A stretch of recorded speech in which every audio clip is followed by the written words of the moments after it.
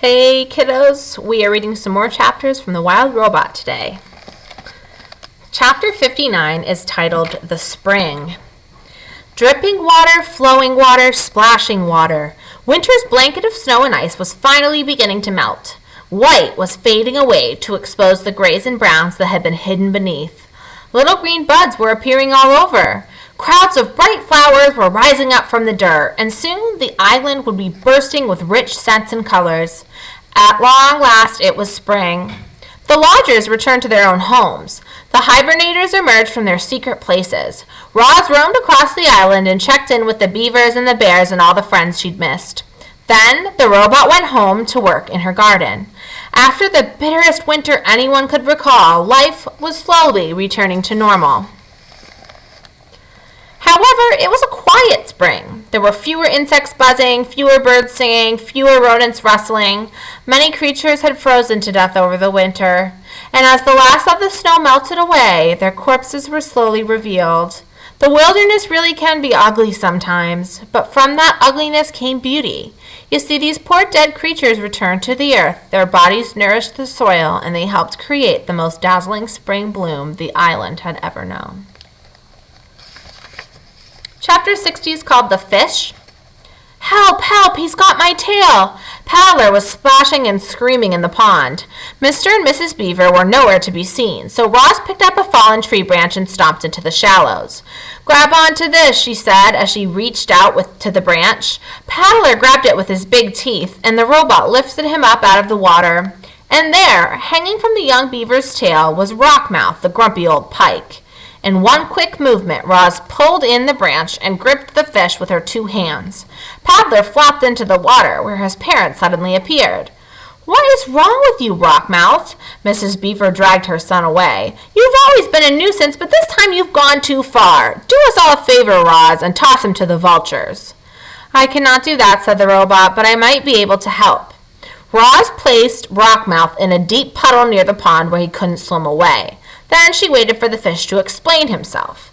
Fish aren't very talkative, especially grumpy fish like Rockmouth, but eventually he opened up to the robot, and before long she was waving for the beavers to join them.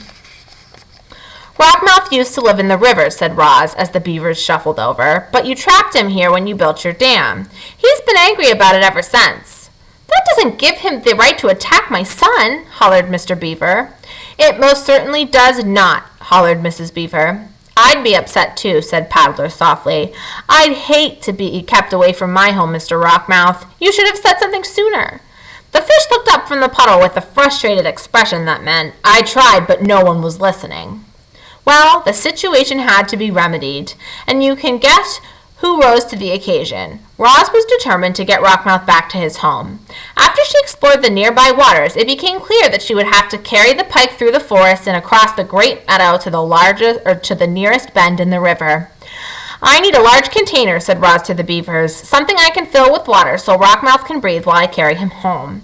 I could make it myself, but I thought you might like to help. It couldn't have been easy to overcome her anger with Rockmouth, but after Mrs. Beaver had the chance to cool off, she finally came around. I suppose we're partly to blame for this whole situation, she muttered.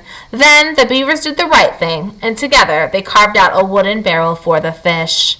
Here you go. Mrs. Beaver rolled the barrel over to the puddle where the robot and the fish were waiting. This could work nicely, Rockmouth. I hope you're happy back in the river. Rockmouth just flicked his tail in a way that meant, will someone please take me home now? Roz filled the barrel with water and a grumpy fish, and they were off. She carried Rockmouth through the forest and across the meadow until she was standing on the riverbank. Welcome home, said the robot. Then she tipped the barrel, and the fish plunked into the river. Rockmouth's face poked up above the surface. He flashed a big toothy grin, and then he quickly swam away. Chapter 61 is titled Robot Stories. I did also want to point out that this is page 200 in our story. The story of how Roz helped Rockmouth spread through the river and across the island, and it was soon followed by other robot stories. There were stories of Roz growing gardens in dry, barren places. There were stories of Roz nursing sick animals back to health. There were stories of Roz creating ropes and wheels and tools for helping her friends. But most of the new stories were about the robot's wildness. You see, Roz had noticed that the wilder she acted, the more the animals liked her. And so she barked with foxes and sang with birds and hissed with snakes. She romped with weasels, she sunbathed with lizards, she leaped with deer. That spring was a very wild time for our robot. All right, my friends, we are going to stop there for today, and then we will return with chapter 62 next time. I really hope that you enjoyed these chapters. We've made the big landmark of 200 pages, and I cannot wait to see the conclusion of this story. All right, talk to you soon.